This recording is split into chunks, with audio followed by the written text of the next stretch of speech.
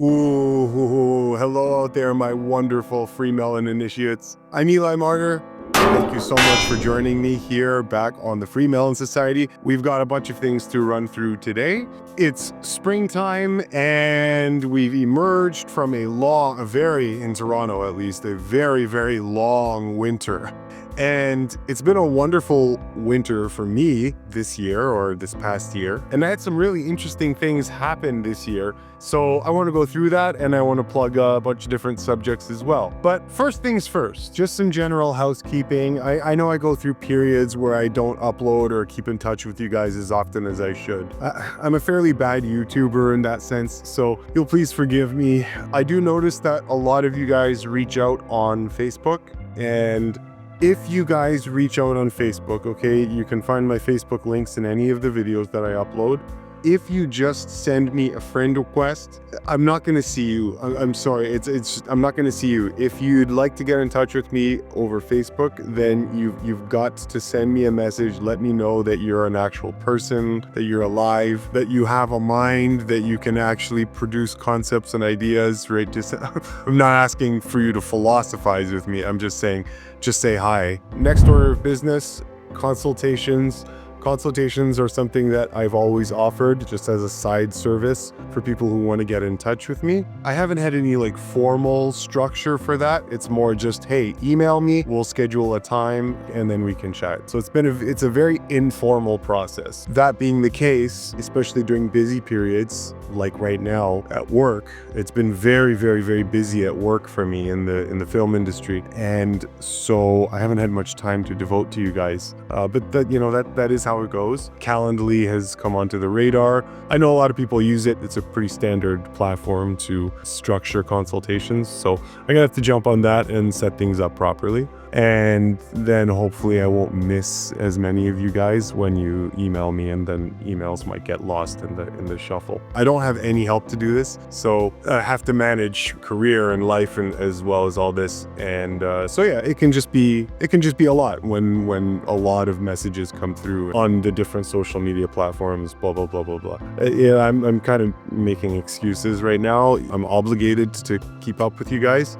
So I just need to find a way to be more efficient with it. So my apologies. Next on the bucket list, what do I eat in a day? How has my diet changed over the years? Obviously, I could have made this its own video, but I'm banging it all out. I always feel weird about using that expression. I'm getting it all out in one video because whatever. So what do I eat? For the last several months, the foundation of what I've been eating has tended to be apples and oranges, okay? So I took a picture of my refrigerator just a little while ago, and I'll flash that on the screen. So my refrigerator looks like apples and oranges, basically. It's almost entirely just apples and oranges.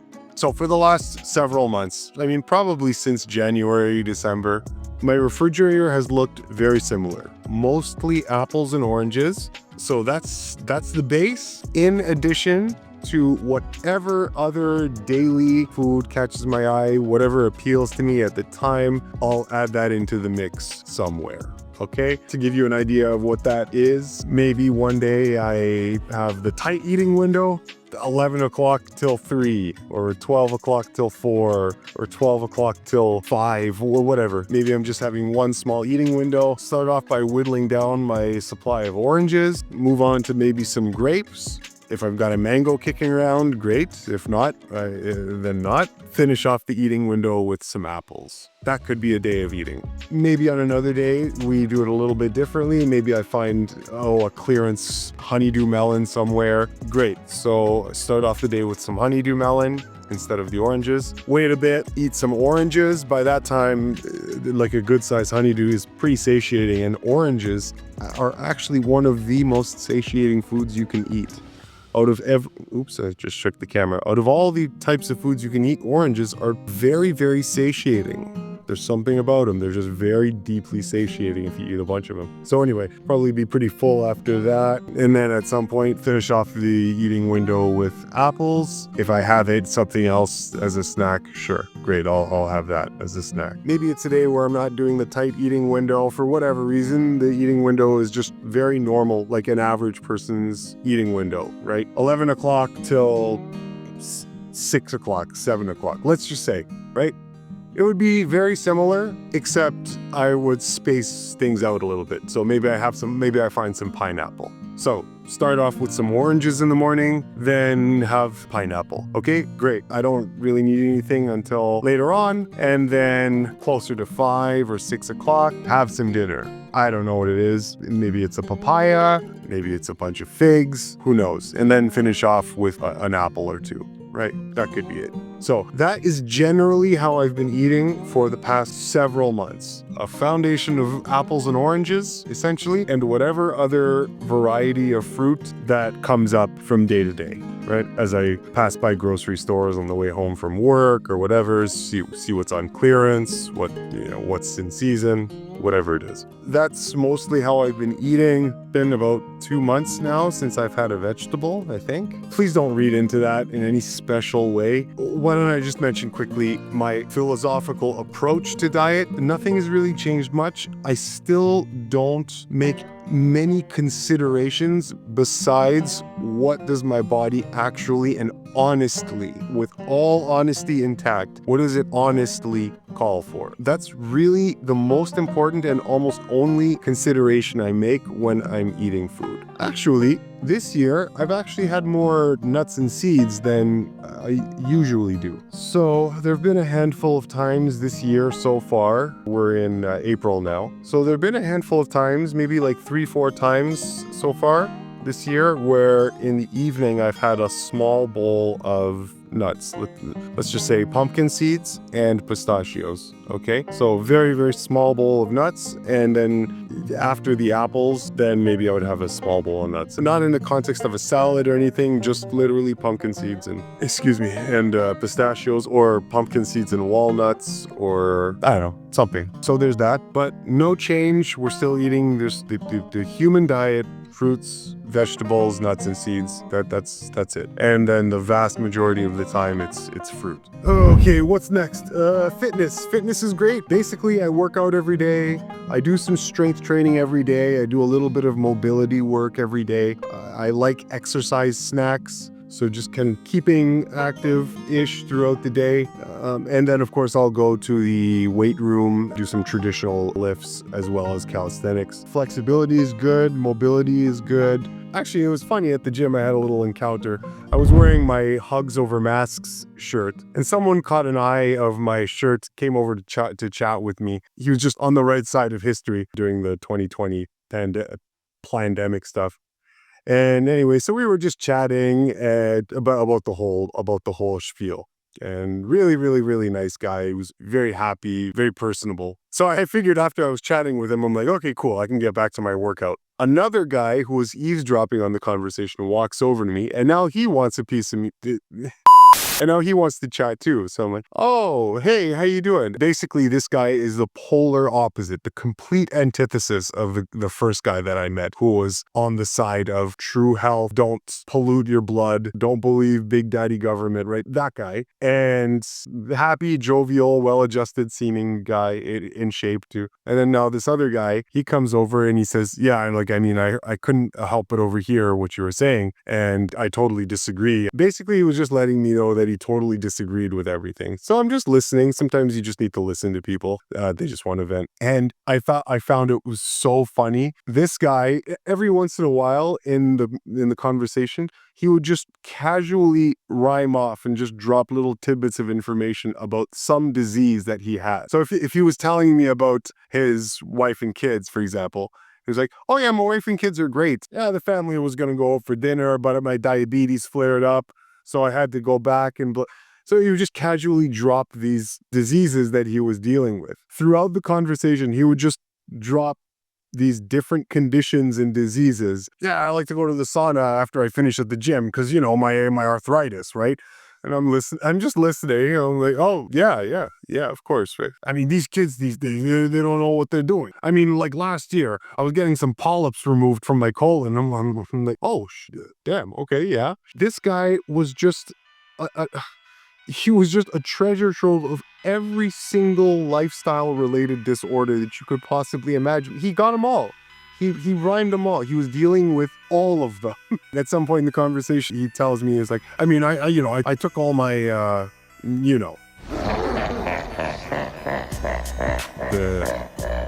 dose, if you know what I mean. Many of them. He took many of them. And it's just the irony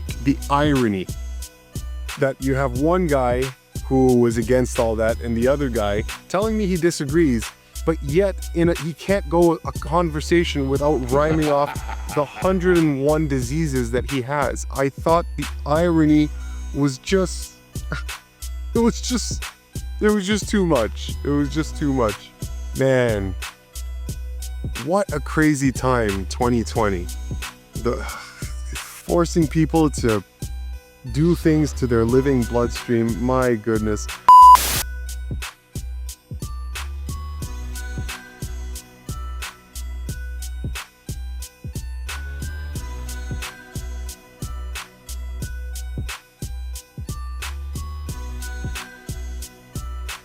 Okay, so I can't spend too much time on that. I do want to get to the other more important stuff here. The winter season. This winter was very educational for me. It was a very philosophical winter season where I'm working on myself, adopting new concepts, new ideas, taking in spiritual concepts, investigating some numerology and quantum physics and a whole bunch of stuff, and just incorporating new ideas. Anyway, it was just a very developmental winter time for me this season. Okay, so come around to the new year now, and I just got back from a friend's wedding. One of my best friends and co-workers is getting married, so we went off destination wedding, went to Mexico, and we had a wonderful time with my boys, with my family, my stunt family, the 2X family. Lived and breathed and sweat and bled with all these guys. We've been all over, we've done everything, and it's just, oh my God, what an incredible group of individuals.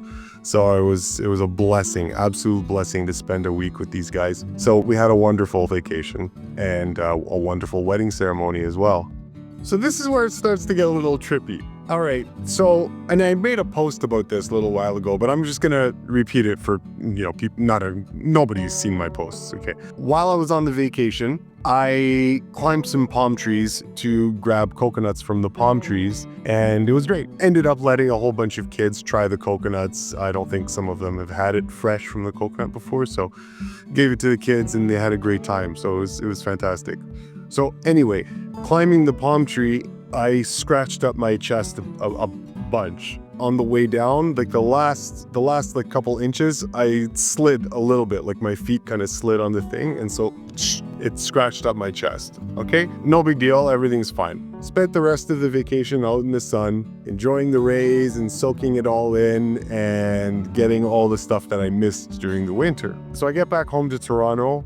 A day or two later, I took a shower and I look in the mirror and I realized, I looked and I'm like, oh my God, what the hell is this? After I got these scratches from the palm tree, being out in the sun, and I guess just over time, the areas that weren't so badly scratched up, they just healed over. And the area that was a bit more badly scratched up, as the skin around it got tanned from the sun and just healed up naturally. And as the more scratched up skin turned pinkish from the sun, what ended up happening is I had this perfect number 4, kind of looked like it had been branded onto my solar plexus, like right onto my solar plexus, right? So I'm looking in the mirror, I'm like, oh my God, there's a 4 on me.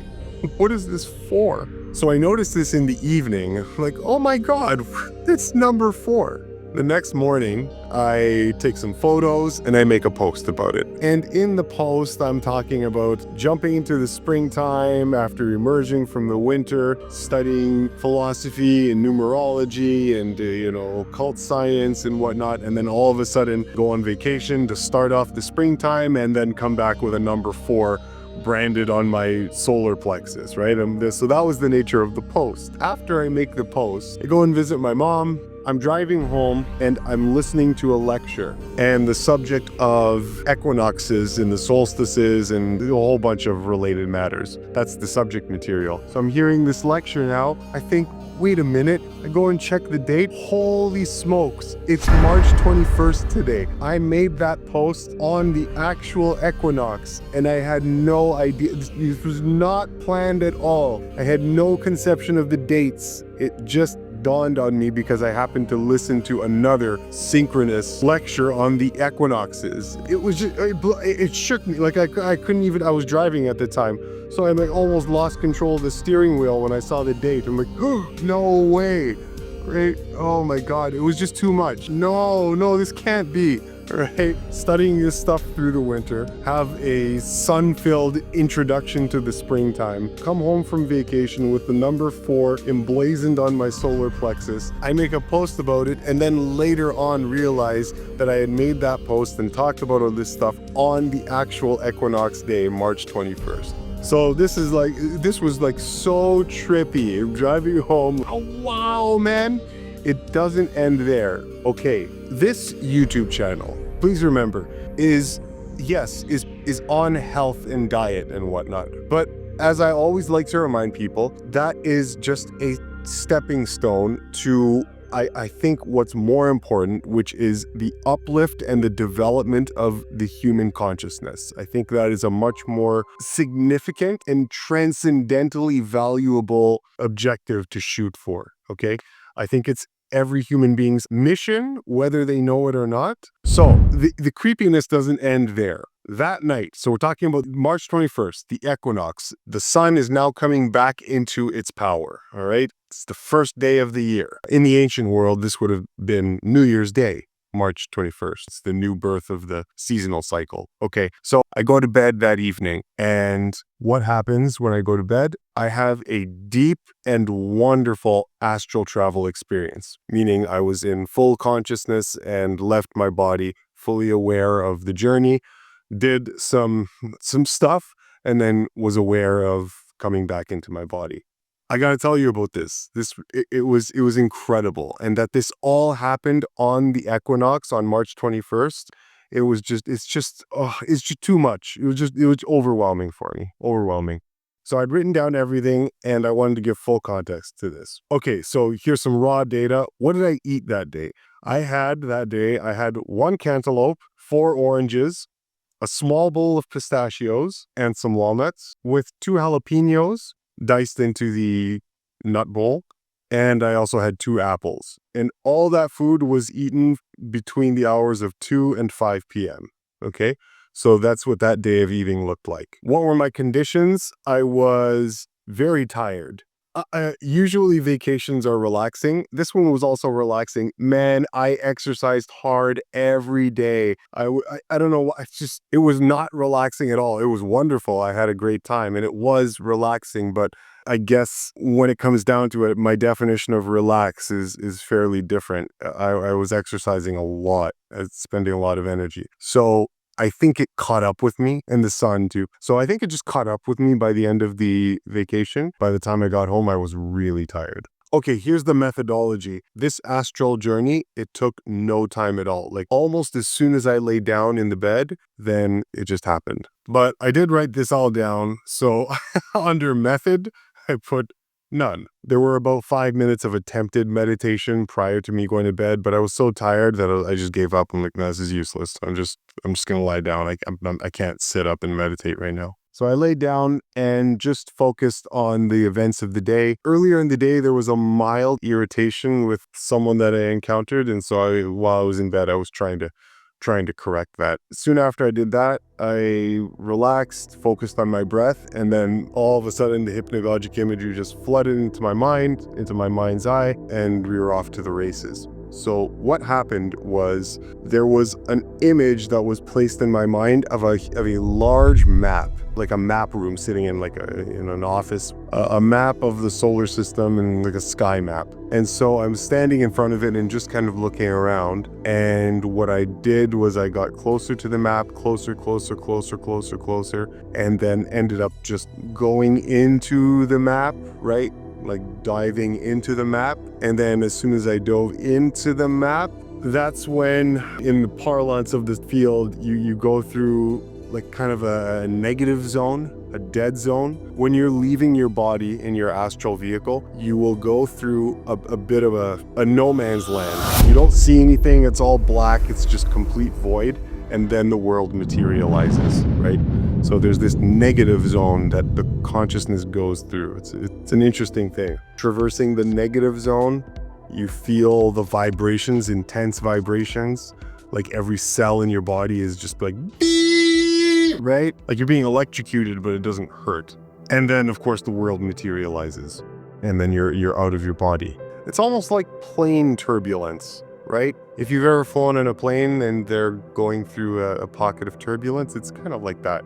So there was a bit of a difference in this astral projection than on other ones that I've had. And the main difference between this astral projection and other ones is that this one felt like I was on rails. Something had taken my hand and was pulling me and guiding me through like a tour guide of the astral world. That's what it felt like. Kind of like I was on one of those choo-choo trains for children and the train just takes them through an amusement park and they see stuff.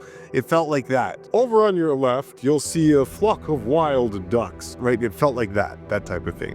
Except in the astral world, I couldn't actually see or perceive whatever was pulling me through, but the energy and the essence was definitely there, okay? And oh God, how do I even begin to describe what I saw? If you've ever, I guess if you've been on a safari and you saw wonderful sights, maybe you've been to lush tropical jungles on some tour and saw wonderful sights. Picture that, except just multiply the depth of the grandeur of everything by 100-fold. Like I cannot even begin to describe what this entity was showing me in the astral world. Swirling galaxies and energies intermingled with one another, dancing and flowing together in their elegant beauty. Small flitting etheric insects, little insects, just small life forms, astral life forms, just kind of flittering about every once in a while, kind of like you'd go in a jungle and you'd find mosquitoes and wasps or whatnot. These little, beautiful little things just floating around. I was seeing ideas being formed and pulled out of existence. Massive celestial bodies careening through the cosmos. My view would sometimes zoom way in and then way out, like very difficult to describe what I was seeing. So the first part of this astral travel was just a guided tour of the astral world and all these wonders. Then the entity dropped me into one more specific part of the astral world. And it was this realm of very fluid-like beings. So all of these beings were pleomorphic beings, meaning that they would move and flow into many different shapes and transform almost on a second-by-second basis. So all the life forms in this world, and in this world look a lot more like what we'd be familiar with here on Earth in some like lush jungle, but just different. Different colors, vegetation, but not vegetation that we'd be familiar with, right? But similar. And there were all these just different life forms. And they were all this pleomorphic thing. So they were just, if something were walking by, its arm could be here, do something, and then the arm would collapse into its body and emerge on the other side of its body, and then do something else, right? Think like that, like liquid matter. The entity attracted one of these things to me so that I could touch it and pet it like an animal, right? And investigate it. Think like a messed up rhinoceros. What do you want me to say? So it was this rhinoceros that was liquid and it was just moving and shit. It felt like rock, but if rocks were like jello and you could stick your hand in them. And yeah, this is this being that I was just petting and caressing. It was looking at me and breathing. I could almost see it thinking like, what are you doing? Stop touching me, right? It was looking at me with very a very human expression, just curious, but also like, stop doing that. It was funny. While I was in the fluid world, I decided that I was gonna practice my concentration, and I leveled up my concentration, which is a very important skill to have. Every time I do an astral projection, you do try to be constructive. It's like a muscle. It's a skill. So the more skill you have with controlling your mind, the better and more often you'll be able to astral travel. So I definitely feel like I leveled up my concentration ability because sometimes when you're astral traveling, you import the limitations of the physical world into your astral vehicle. And that's a problem because your thought immediately is reality in that higher realm. So if you import your current physical limitations into the astral realm, it will reproduce exactly those limitations. So when I say I feel like I leveled up, what I'm trying to communicate is flying, for example, is impossible here. Humans can't fly. When people relate their dreams or their astral travels, sometimes they'll find that it's difficult for them to maintain flight because they'll constantly be reminded that they can't do that, and they always get pulled back to the ground and it doesn't work. And so I was able to be very hyper focused on exactly what I wanted in that realm, in the astral, and have it come about. And anyway, again, please excuse me, this is very difficult to describe, but I'm trying to give you guys a very rich experience of what happens when you astral project, because I'd like people to be inspired by the reality of these things, like the objective reality of this state that you can go into and be very, very constructive in your own development, right? Okay, so we leave the fluid world now. The entity is done allowing me to play around in fluid world. Then he pulls me, or she, or whatever, he pulls me into the cosmic void. It's some sort of space-like, void-like place. Stars and lights around, yeah, but it was not nearly as rich an environment as the first one that I described. And he pulled me into this place, and at first I looked around, and I'm not seeing anything besides stars, some luminous lights. And he shifts my attention, and I'm just like, oh, I mean, if I had a physical jaw, I probably would have hit the ground. I saw this massive, multi-planet sized black ring of shadows. Okay, a dark black ring of shadows, like 3D shadows, a swirling black mist that was coalesced, forming this absolutely gigantic ring. If you guys ever played Halo, everyone knows Halo, right? The extremely popular video game, Halo, okay? There's a TV series based on the video game. If you're familiar with Halo, then picture that. Picture the Halo ring, except made of living 3D shadows of forms, of like almost humanoid forms, all molded together, like blended together in this blob, like it's like a horror movie blob of all these shapes, reaching, and hands just forming together a massive black ring. So I looked over at this black ring, and I asked the question. I'm like, oh my God. I'm like, what is that thing? I asked to the entity that was taking me on this tour. And it said, why don't you go check it out, right? So I'm like, okay, right? It's pretty intimidating. So I'm flying closer to this black ring. And if you've ever felt objectionable to something in your life, like, ooh, like I don't want to be around that thing, or ooh, that smells gross, or ooh, I don't like this. Man, coming closer to that, whatever that ring was, there was this deep repugnance that affected every cell in my body. That was so objectionable, just like a holistic top-down disgust of every fabric of your being, all in unison going. It was just the most awful feeling ever. So I come back and like float away from this black ring of death, whatever it was, and I communicate to my tour guide. I'm like, I would rather take a scalpel and surgically remove the skin from my head, exfoliate a raw dermis with Epsom salts, and then immediately dunk my head into a witch's cauldron filled with hyena stomach acid and turmeric. Then go near that damn thing that you showed me ever again.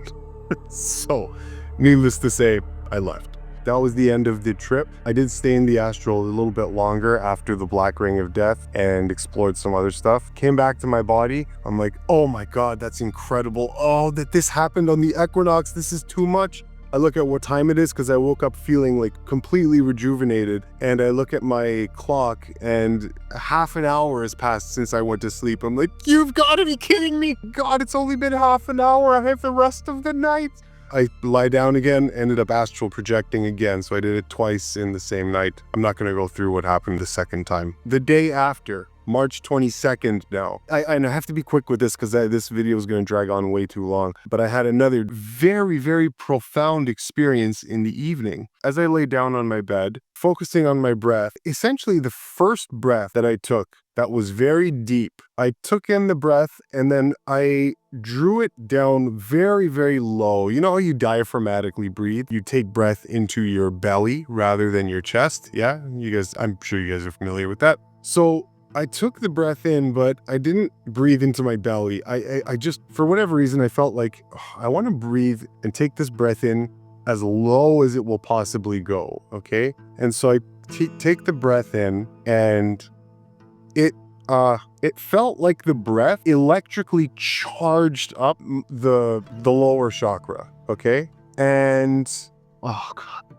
Okay, it was intensely pleasurable. Okay, intensely pleasurable, very unexpectedly.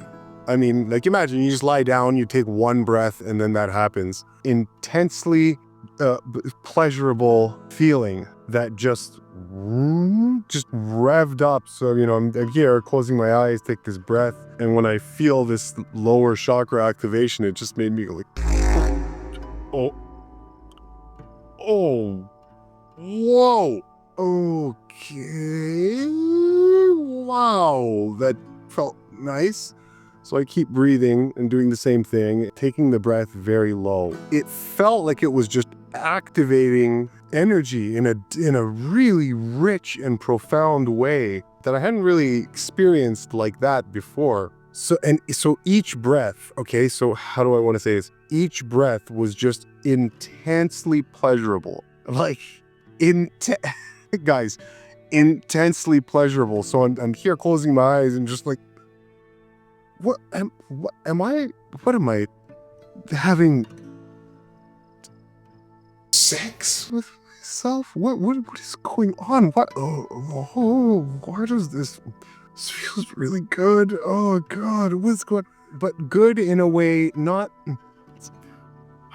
like you wanted to physically release. It wasn't that. It was just this deep, definitely like sexual creative energy welling up, but it wasn't a yearning for a physical release. It's different. So I sat in that flow for a bit, maybe a bit too long.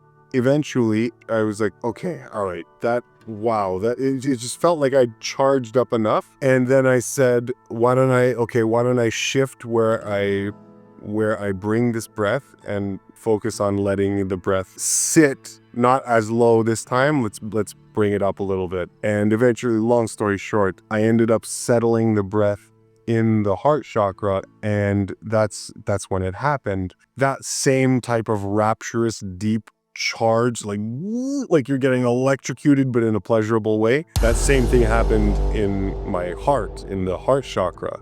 And it felt like my heart really just blossoming. It just felt like things were just opening and growing and developing. Difficult to contain, almost excruciating. Like my face was like wincing and just like, I couldn't even take it. I couldn't take it. It was just too intense. Oh my gosh, I couldn't even contain this in my physical body. I'm like, I can't take this. It was a lot. And it felt like it charged up and opened things up. I could go on about this, but I think I have to close this down because, again, this is going to turn into a video that's way longer than I originally anticipated.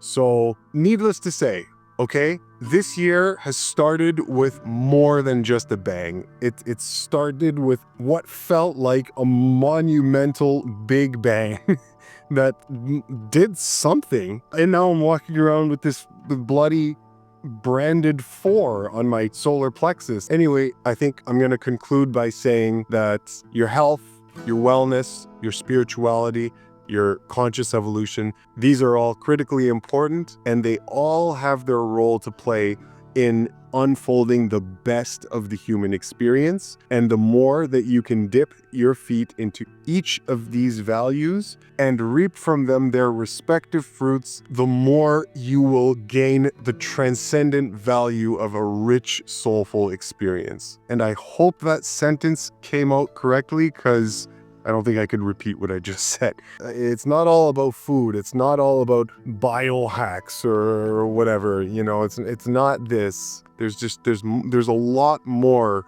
to true health. Sometimes overly dogmatic rules that we impose on ourselves. There is more, and I got a small taste of that, and every time I do, it's just this wonderful experience. And just to reiterate, all this, all of that astral traveling, all that wonderful, deep, transcendent experience, all this was done with no toxic herbs. I did not have to do mushrooms or weed or MDMA or acid or pay an arm and a leg and possibly even a scrotum for ayahuasca experience in the depths of the jungle. Didn't have to do that. I didn't have to do any of that. All I needed was my calm mind, as far as I can tell, a cleaner body than I used to walk around with many, many years ago. I'm not going to say a clean, complete body, because I'm very flawed, just like all of us. But as my lifestyle lent itself to more frequent, rich experiences like this, yeah, I would have to say yes. That's just how it's been. So just a bit of personal responsibility in my lifestyle and a calm mind, and you can have these incredible experiences. And man, are they ever memorable and uplifting. If any of these stories or experiences help you have an astral travel experience, make sure to write it down. Write down all the details. Be meticulous and make sure that you remember that experience so that you have notes to compare to. Very, very important. You don't want that to just evanesce out of your memory. You want to have a record of these. Okay, that's going to be it, guys. Thank you so much for hearing me out, and I will see you next time here on the FreeMelon Society. Like and subscribe, and I'll catch you next time, okay? Mwah. Love you very much, guys. Take care.